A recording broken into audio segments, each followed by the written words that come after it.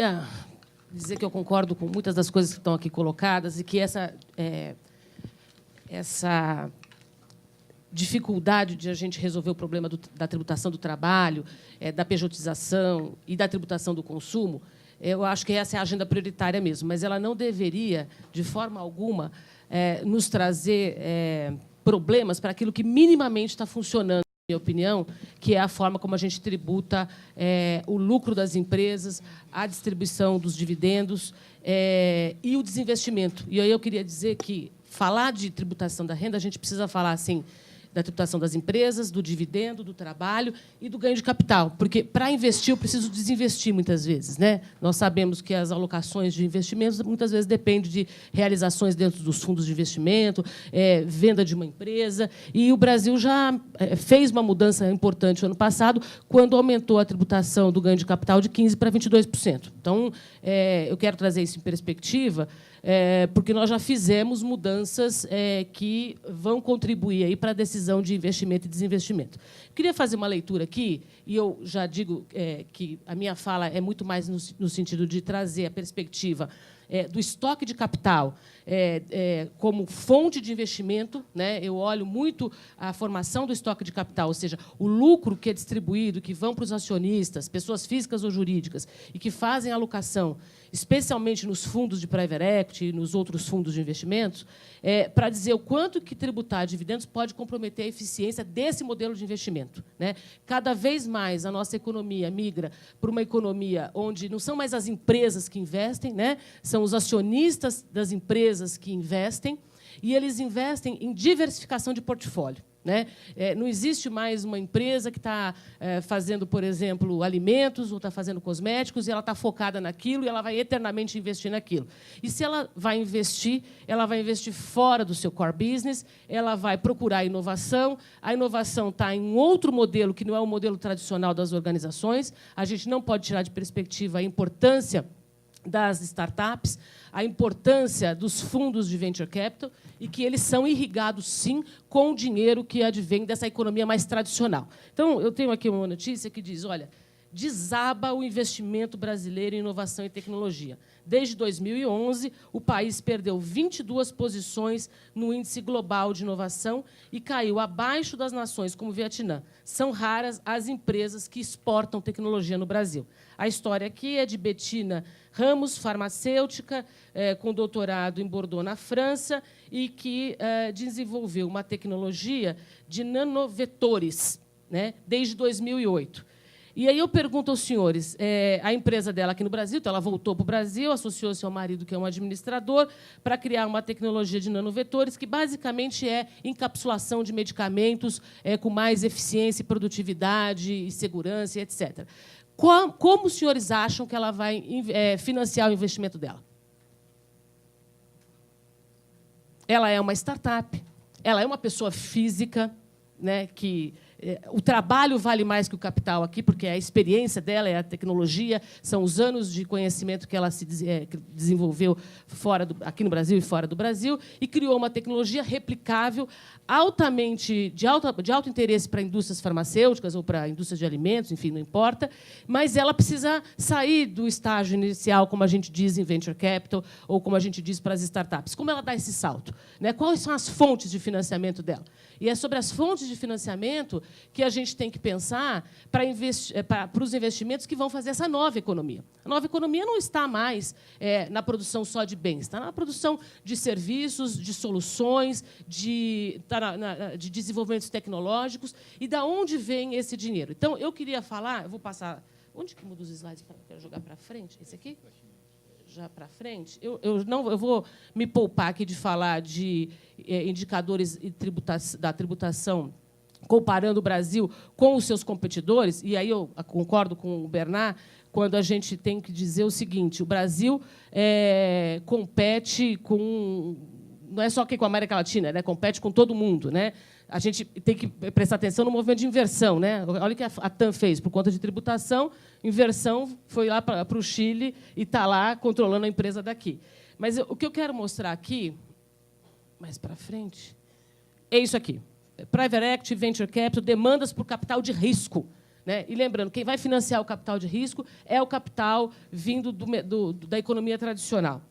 Aqui eu tenho um gráfico, a fonte é da Associação Brasileira de Venture Capital e Private Equity, e KPMG, dados de 2016. Então, a gente pode perceber aqui que o acesso a financiamento, né, nós tivemos 29% dos negócios novos, né, vindos de capital próprio, né, 29% de alianças com terceiros, isso aqui é a M&A, né, praticamente a agenda de fusão e incorporação, 4% só vindo de oferta pública, 5% de outros investimentos, né, 32% do mercado financeiro, o financiamento bancário tradicional, e 13% de novos investidores nas empresas. Quem são esses novos investidores nas empresas? Os fundos de private equity, os fundos de venture capital, que apostam no capital de risco. Bom, aqui eu tenho um dado que vem de 2011 a 2015, que é o capital comprometido, né, dos fundos de investimento. Então, a gente percebe que o capital comprometido é a captação, né, o quanto o fundo captou para poder investir. Olhe, a gente está em crise, mas percebendo uma capacidade grande dos fundos captarem. E aqui, Eduardo, eu sei que você trabalhou com isso há muito tempo, foi gestor de fundos, e aí me corrija nas minhas bobagens, mas eu estou aqui porque assessoro os fundos e os investidores. Então, a gente percebe um crescimento do capital comprometido e, aqui, na mesma proporção, do capital investido em empresas, né? Esses dados aqui interessam um pouco, que é o disponível ainda para investimento, mas a gente percebe um crescimento.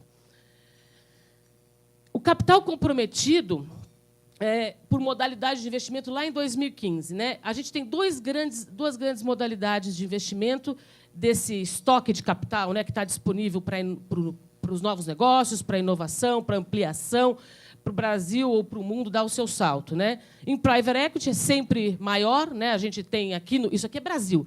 Se eu trouxer aqui para vocês os dados dos Estados Unidos, eles são muito diferentes, né? Mas, em Brasil, 96% do capital comprometido nos fundos de private equity tradicionais, investindo até mais na economia tradicional, e os fundos de venture capital ainda 3,5% do capital comprometido, e aqui só 4,4% do capital de venture capital. Ou seja, o negócio da nossa amiga aqui, que narrei para vocês, é um negócio altamente dependente de investimentos de venture capital.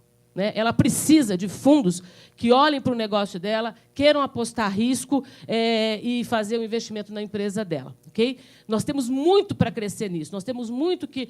se você olha os números americanos, e eu, infelizmente, não tive tempo de trazer os atualizados, mas essa relação aqui ela é muito diferente. Você tem muito mais dinheiro, né, em Estados Unidos, os países nórdicos. Acabamos de voltar de uma jornada nos 4 países nórdicos que estão fazendo uma política tributária, inclusive, para os fundos de investimento em venture capital, para muitos deles, como Noruega, né, que dependem da economia clássica ainda, que precisa mudar para a nova economia, tratando a legislação tributária para permitir investimentos para os fundos de venture capital.